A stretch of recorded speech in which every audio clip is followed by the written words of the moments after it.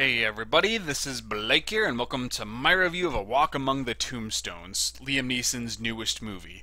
So, I wanted to check this out, and I'd planned on watching it on Friday, but unfortunately it was playing at an inconvenient time, so instead we saw The Maze Runner, which I don't regret doing. The Maze Runner was a pretty entertaining movie, but it's got nothing on A Walk Among the Tombstones. I was surprised at how much I liked this movie, especially considering how the critics seemed very lukewarm in regards to it. Now, I want to make it clear that even though the marketing suggests that you're going to be watching a darker version of Taken, that's not really true. Taken was much more of an action thriller, whereas this one is more of a dramatic thriller. And in a way, I'd say it's more akin to Prisoners, the one with Jake Gyllenhaal and Hugh Jackman, than it is to Taken, at least in tone.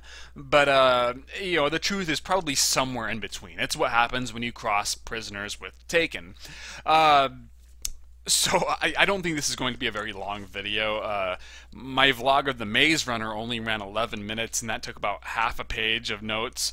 I have like 4 lines of notes, so hopefully that's enough. Now, Walk Among the Tombstones is a very, very, very, very bleak movie, and total contrast to Taken, which even though Taken definitely had some dark subject matter, it played out more just like a standard action film. It had a more lighthearted tone, very triumphant. Its primary goal was to entertain and not disturb its audience. While Walk Among the Tombstones really wants to disturb you.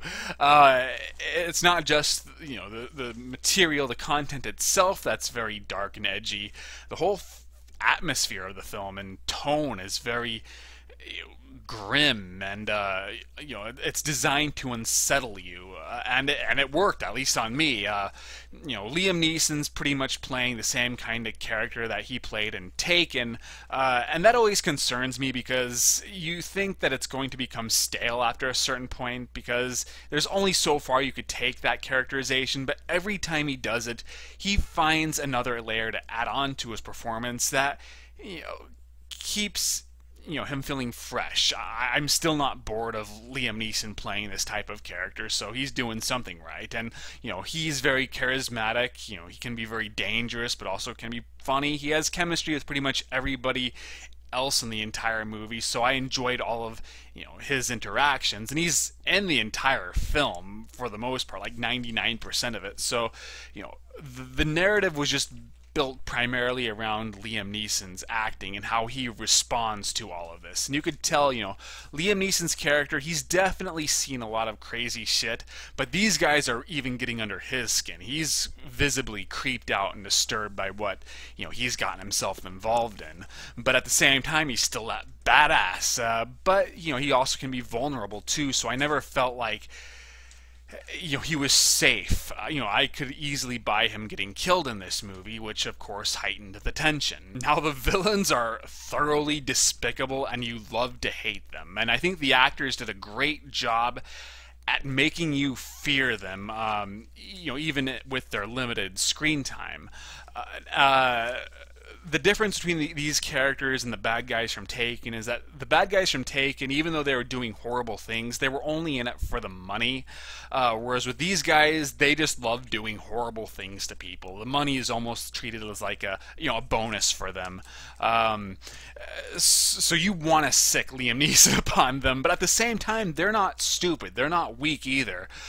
So you felt like there was an equal clash. I'm going to compare it more to Dirty Harry than the Dirty Harry sequels. In the first Dirty Harry, you felt like you had a great villain and a great hero, and when they went up against each other, that you were watching two equal forces colliding. Whereas with the sequels, it became more about Dirty Harry being just way too awesome, and the villains were nowhere near his level.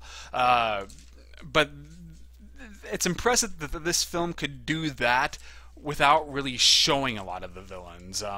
As I said, so much about this is Liam Neeson responding to their acts, and how, even without meeting them, they're definitely getting under his skin.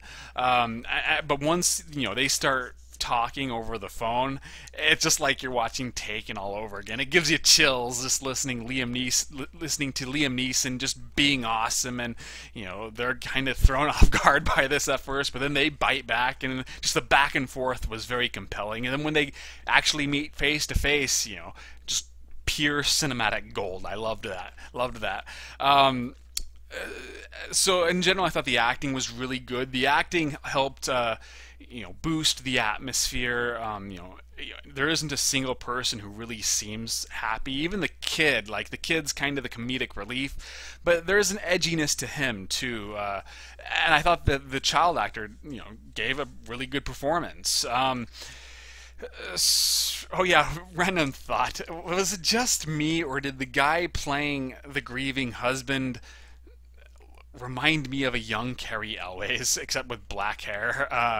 I was sure they must have been related, but when I looked at his name during the end credits, they didn't at least share the same last name. So I don't know if there's any relationship there or not, but that almost distracted me.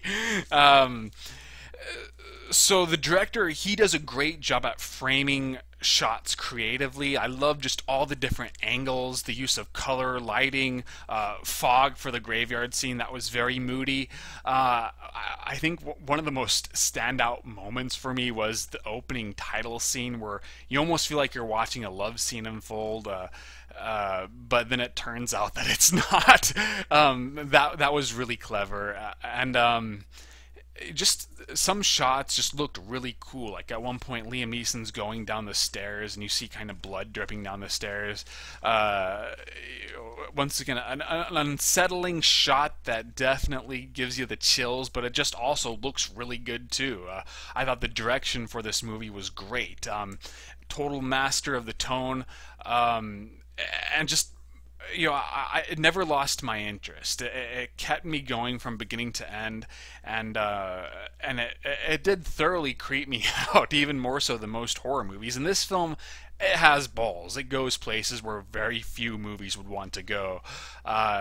So I loved it. I thought it was. I don't know if I'd say it was a great movie, and I guess I could get into the flaws right now. There are some scenes I just didn't feel were necessary, like when he gets picked up by some FBI agents, and then I even felt the kid thing occasionally seemed a little tacked on.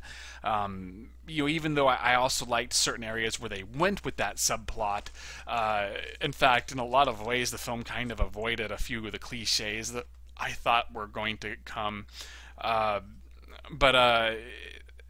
So, I mean, I think maybe it's because it's based off a book, and I presume these scenes held more weight to them in the book, but here it just kind of seemed like they were trying to be faithful, but at the same time it just didn't always balance its time properly. But these scenes were also never boring either, so even that isn't a major criticism on my part. So would I recommend this movie? Absolutely. I did not do a written review, but if you want to see a dark and edgy thriller that just happens to have super awesome Liam Neeson in the lead, definitely check it out in theaters, even more so than The Maze Runner. Much more so than The Maze Runner, in fact. So follow me on Twitter, Facebook. I guess the last written review I did was of Saw 4, so please read that, and I'll do a written review of The Protector 2 with Tony Jaa either tonight or tomorrow. So keep an eye out on that stuff. I hope you enjoyed this video, and I'll see you guys later.